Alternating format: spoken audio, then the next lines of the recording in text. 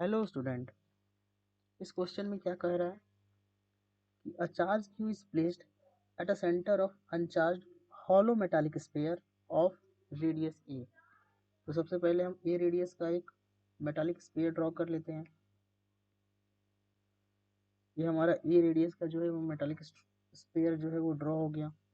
इसके सेंटर पे एक चार्ज q रखा हुआ है। ठीक है, अब हमें फाइंड क्या करना है, find the surface charge density on the inner surface and on the outer surface. तो इनर सरफेस कौन सा हो जाएगा, ये हो जाएगा।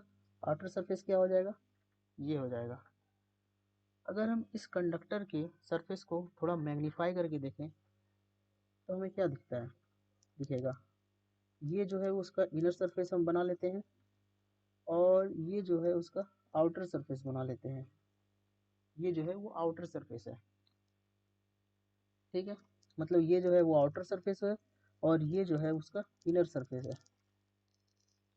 तो इस सरफेस में क्या है और इस सरफेस में क्या रहेगा।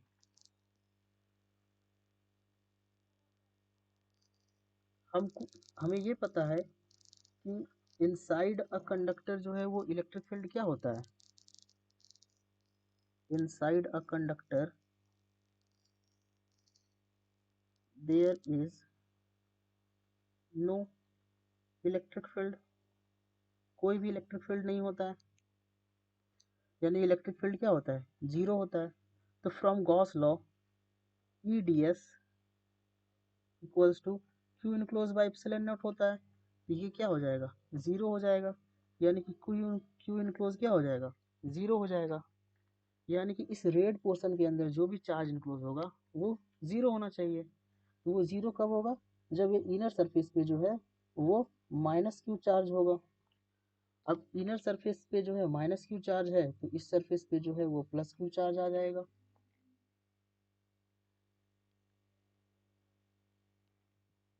इस सरफेस पे प्लस क्यू चार्ज आ जाएगा। अब हमें क्या फाइंड करना है, surface charge density. Surface charge density या सरफेस चार्ज डेंसिटी क्या होता है, सिग्मा। वो होता है चार्ज बाय एरिया। तो एरिया क्या है, 4 पाई ए स्क्वायर, क्योंकि ए रेडियस का ही सरफेस है। जो मेटल होलोस्फीयर हम लिए हैं वो ए रेडियस का है। अब यहाँ सिग्मा जब हम इनर का लेंगे तो यहाँ जो चार्ज हो जाएगा वो माइनस हो जाएगा, और सिग्मा जब आउटर का लेंगे तो जो चार्ज हो जाएगा वो plus Q by 4 pi a square हो जाएगा। ये हमारा फर्स्ट ए कंप्लीट। अब सेकेंड क्या बोला है, if a charge q is put on the sphere what would be the surface charge densities on the inner and outer surfaces. अब यहाँ पर ही प्लस क्यू चार्ज हम ला के स्फीयर के आउटर सरफेस पे रख दिए। ये जो प्लस क्यू चार्ज हम आउटर सरफेस पे रखे हैं ये आउटर सरफेस में ही रहेगा, क्योंकि हम जानते हैं कि कंडक्टर में जो भी हम चार्ज देते हैं वो सारा आउटर सरफेस में आ जाता है। तो इससे जो है इनर सरफेस में कोई फर्क नहीं पड़ेगा। तो इनर सरफेस में जब कोई फर्क नहीं पड़ेगा तो इनर सरफेस का चार्ज डेंसिटी जो है वो minus q by 4 pi a square ही रहेगा, और जो आउटर सरफेस में हो जाएगा वो हो जाएगा Q plus Q by 4 pi a square.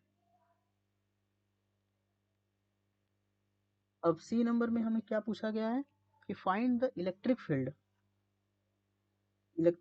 Inside the sphere at a distance x from the centre in the situation A and B.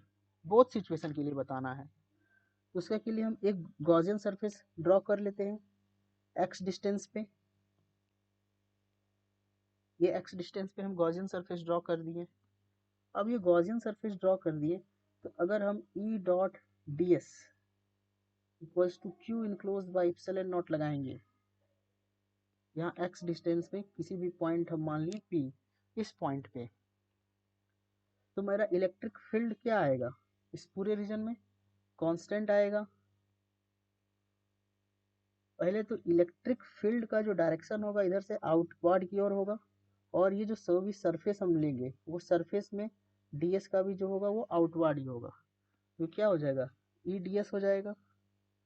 अब इलेक्ट्रिक फील्ड जो है वो कांस्टेंट रहेगा with in the Gaussian surface. Integration के बाहर आ जाएगा ई, और four spare surface area क्या हो जाता है 4π x²।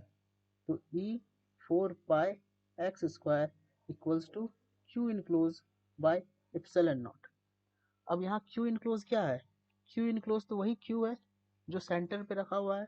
तो ई का वैल्यू आ जाएगा क्यू बाय 4πε0x²। ये बोथ केस में आएगा, बोथ केस में इसलिए आएगा क्योंकि फर्स्ट केस में भी हम देखें तो ये जो अंदर का चार्ज उसमें तो कोई फर्क नहीं पड़ रहा है। सेकेंड केस में जो भी हम प्लस क्यू चार्ज लिए थे वो प्लस क्यू चार्ज जो है वो आउटर सरफेस में ही रह गया, इनसाइड तो उसका कोई फर्क नहीं पड़ा। इसीलिए both situation A and B के लिए जो इलेक्ट्रिक फील्ड होगा at a distance x from the centre वो यही होगा।